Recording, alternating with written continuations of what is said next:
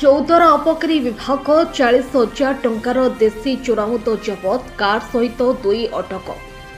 ଚୌଦ୍ୱାର ଅବକାରୀ ବିଭାଗ ଗୋଟିଏ କାରକୁ ଜବତ କରି ସେଥିରୁ 40,000 ଟଙ୍କାର ଦେଶୀ ମଦ ଜବତ କରିଥିବା ବେଳେ 2 ଜଣଙ୍କୁ ଅଟକ ରଖି ତଦନ୍ତ ଜାରି ରଖିଛନ୍ତି। ଆଜି ସକାଳୁ ଗାନ୍ଧୀଛକ ନିକଟରେ ପେଟ୍ରୋଲିଂ କରୁଥିବା ସମୟରେ ଗୋଟିଏ ମାରୁତି କାରକୁ ସନ୍ଦେହରେ ଅଟକାଇବାରୁ ସେଥିରେ 16 ବ୍ୟାଗ୍ ଜବତ କରିଥିଲେ। ସେଥିରୁ 420 ଲିଟର ଦେଶୀ ମଦ, ଯାହାର ଆନୁମାନିକ ମୂଲ୍ୟ 40,000 ଟଙ୍କା ହେବ ବୋଲି ଜଣାପଡ଼ିଛି।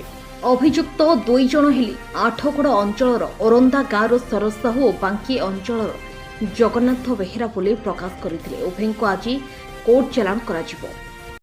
ସକାଳେ ଆମେ ଗାନ୍ଧୀ ଛକ ପେଟ୍ରୋଲିଂ କରୁଥିବା ସମୟରେ ଦେଖିଲୁ ଗୋଟେ ମାରୁତି ସୁଜୁକି ଲିଜ୍ କରିଲ ସେ ଦ୍ରୁତଗତି ଆସୁଥିଲା। ଆମେ ତାକୁ ସନ୍ଦେହ ଅଟକେଇବୁ ସେଥିପାଇଁ ମଧ୍ୟ ଆମେ ତଲାସ କରିଲେ 7 ବସ୍ତା ଯାହା ଟୋଟାଲ ପରିମାଣ ମାପିବା 420 ଲିଟର ହେଲା। ତ ସେ ମଦକୁ ସେମାନେ ଜବତ କଲୁ ଆଉ ଗାଡ଼ି ଜବତ କରୁଛୁ। ସେଥିରେ ମଧ୍ୟ 2 ଜଣଙ୍କୁ ଆମେ ମାନେ ରଖିଛୁ, ଅଟକ ରଖିଛୁ। ତା ଭିତରୁ ଜଣେ ହେଉଛି ସରୋଜ କୁମାର ସାହୁ ପୋର ଗାଁର, ଆଉ ଜଣେ ଜଗନ୍ନାଥ ବେହେରା ଯିଏକି ବାଙ୍କି ଏରିଆର। ସେ 2 ଜଣଙ୍କୁ ବର୍ତ୍ତମାନ କୋର୍ଟ ଚାଲାଣ କରାଯିବ।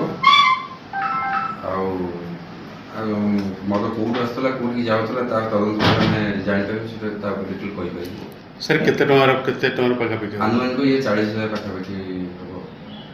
ସାର୍ ଆଉ ଗୋଟେ କଥା ଯେ ଦୋକାନ ମାନଙ୍କରେ ଚୋରା ମାନେ ରେଗୁଲାର ପହଞ୍ଚଉଛନ୍ତି ନା ନାଇଁ? ନାଇଁ ତାର ତଦନ୍ତ ଇଏ ନେଇକି ଯାଉଥିଲେ ବାହାରେ? ନାଇଁ ଇଏ ଦେଶୀ ରନ୍ଧା ମଦ ଏସବୁ, ତ ଏଗୁଡ଼ା ଦୋକାନ ମାନଙ୍କରେ ମିଳେ ନାହିଁ। ଏଗୁଡ଼ା ସେ ଯାଉଥିଲା ଦେଶୀ ମଦ ଦୋକାନକୁ ବି ମାନେ ନେଇ ଦଉଥିବେ ମାନେ ନା ନାଇଁ? ନାଇଁ ନାଇଁ ସେମିତି ଆମକୁ କେବେ ହେଇନି, ଆମେ ଦେଖିନି କେବେ। ତଥାପି ଆମେ ତଦନ୍ତ କରୁଛୁ କୋଉଠିକି ଯାଉଥିଲା, କୋଉଠି ପହଞ୍ଚିଲା, ଏଟା ପରେ ଜଣାପଡ଼ିବ ତଦନ୍ତ ପରେ। ଚୌଦ୍ୱାରରୁ କାହ୍ନୁ ବେହେରାଙ୍କ ରିପୋର୍ଟ, ପ୍ର ନ୍ୟୁଜ୍ ପ୍ରତିଦିନ ଓଡ଼ିଶା। ସବୁଦିନ ସବୁ ସମୟ ସବୁ ପରିସ୍ଥିତିରେ ଆମେ ଥିବୁ ଆପଣଙ୍କ ସହିତ। ପ୍ରୋ ନ୍ୟୁଜ୍ ପ୍ରତିଦିନ ଓଡ଼ିଶା ଦେଖିବା ପାଇଁ ଲାଇକ୍, ସେୟାର ଆଣ୍ଡ ସବସ୍କ୍ରାଇବ